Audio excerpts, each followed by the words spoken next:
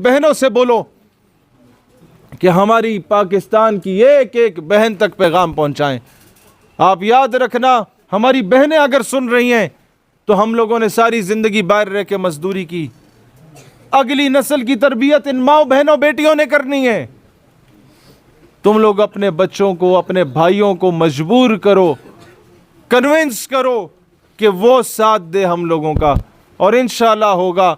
जिस तरीके से बेगम राना लियाकत अली ने साथ दिया था, जिस तरीके से मोहतरमा फातिमा जिन्ना ने साथ दिया था, जिस तरीके से मोहम्मद अली की वालदा ने साथ दिया था, इंशाअल्लाह ताला उसी तरीके से इस कौम की माएँ बहनें बेटियां हमारा साथ देंगी और पाकिस्तान अपने मकाम पे पहुंचेगा इंशाअल्लाह ताला।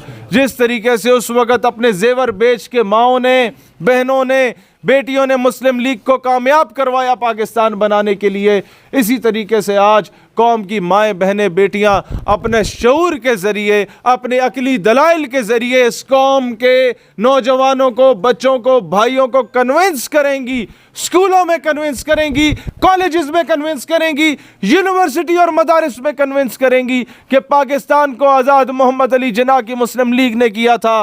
पाकिस्तान को खुद मुख्तार पाकिस्तान नजरियाती पार्टी बनाएगी इंशाअल्लाह ताला, जो अपने फैसले खुद करेगा। पाकिस्तान